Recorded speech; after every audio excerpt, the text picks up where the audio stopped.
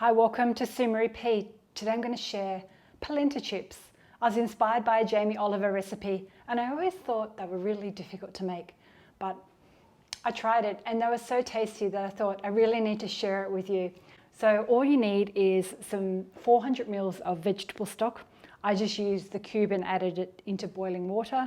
I've got some Parmesan cheese, 40 grams that I've pre-grated, and 150 grams of quick polenta.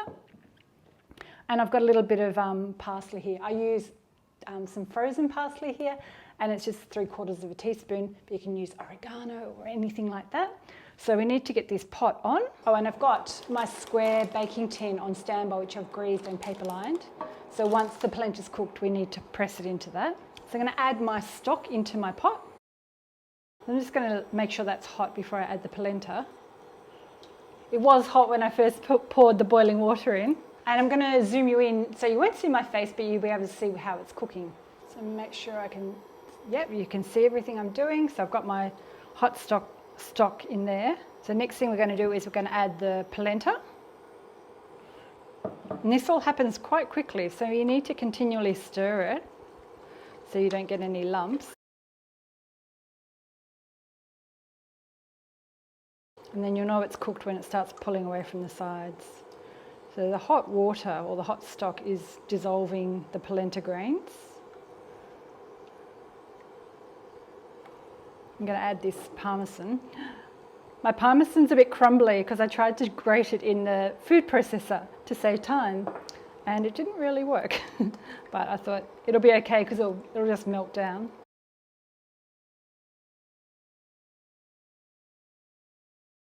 So this is like a risotto. You can't walk away from your pot. You just got to keep stirring it and make sure it doesn't stick on the bottom.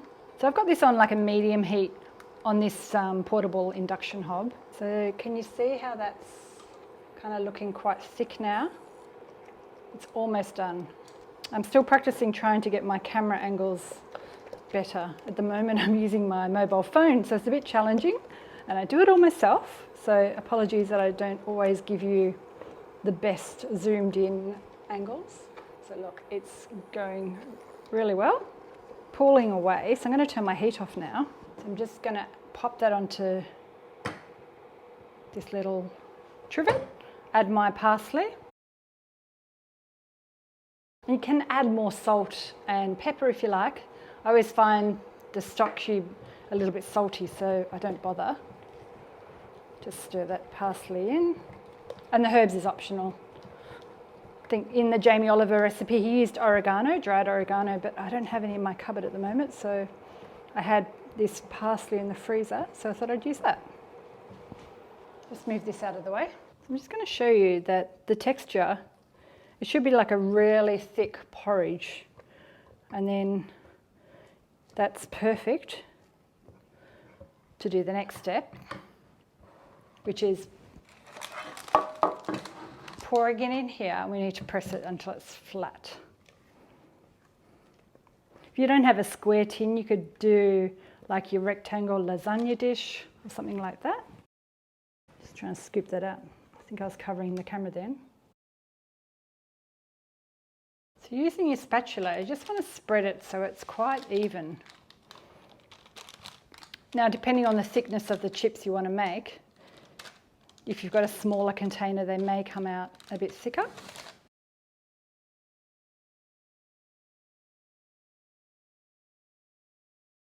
just going to wet one of the spatulas and see if that helps me smooth it down a bit more. Today it's being sticky. So if you wet your spatula or knife, that actually helps it more. So maybe a little jug of water on standby would be better. I forgot about that. But it doesn't have to be too perfect, we can be rustic. So I've got my polenta in here. It's as flat as I could get it today. I'm going to let that cool a little bit on the bench here for about 10 to 15 minutes. And then I pop it in the fridge for an hour. Or sometimes I do it if I've got time and then chill it overnight and then chop them the next day to bake in the oven. But I'm going to do it all in one day today. And yeah, so stick around for the next steps. So it's been a little bit over an hour and I've got my polenta out of the fridge. So I'm just going to gently remove it from the tray. tin tray, peel the paper away, and I'm going to slice it. So I'm going to make kind of fairly long ones. So in this tin, I'm just going to chop it in half. I've got a little bowl of oil here and some extra polenta. And then I'm going to just do it in kind of like wedges, like that. And then I just place them on the tray. So I'm going to make, I don't know, I don't do it precise, I just kind of do it by eye. So what have I cut? 1, 2, 3, 4, 5, 6, 7, 8. So they'll make 16 chips. If you're doing it for a family, you may want to double this recipe. And I've just got a large baking tray that I've lined with paper. That one's going to be a bit of a funny shape, if that's okay. I'll do a few thinner ones on this side, so I might get 9. You can do little smaller ones if you like. I probably should have put a little bit more attention into cutting, well, making the top smooth. Let me just move this out of the way. Just going to zoom you in. Close-up shot.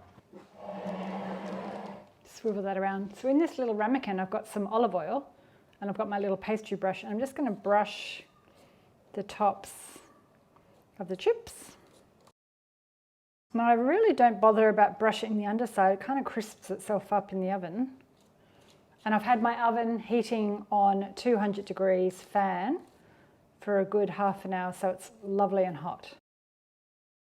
And then just add a little bit of extra polenta to the top. I think this just adds to the crispiness and the texture. Now I'm going to bake these in the really hot oven for 30 minutes. I'm going to keep an eye on them, and I'll flip them over at 15 minutes just so the other side gets brown as well. The 15-minute timer went off, so I'm just going to grab the chips out and toss them over. So I'm just turning them upside down so the bottom of them goes nice and golden. And I don't think we need any more oil at this stage. I think they'll be fine. We're aiming to get them nice and crispy. And they're a bit delicate, so you need to be careful when you're flipping them. Some of them are being stubborn. I'm going to pop them back in the oven for another 15 minutes. And I've got to try and find my pot mitts. Where are my pot mitts? Found them. I was tidying up for the camera. The polenta chips are out of the oven, and look how golden brown they look. I'm going to try and taste one, but I think they're really hot. This one is super thin, so it's extra crispy. So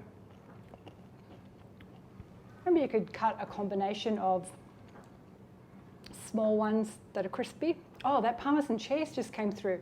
I bought quite an expensive Parmesan cheese yesterday because I was in this organic fruit shop, and that's what I added today, and it's got a really nice bite to it.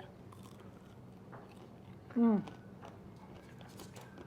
can add a little bit of salt to them now.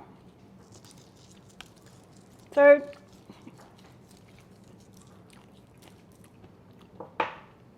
in Jamie Oliver's recipe, he serves them with a dip. We love them just with salt.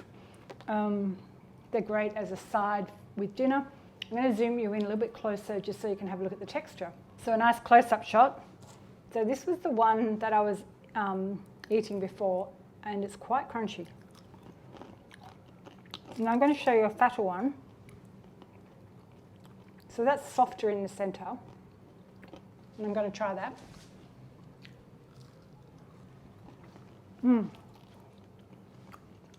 So that's quite soft and a little bit, it's still so hot. You can move it around like a chip. And this one was like the thinner one that I made crunchy.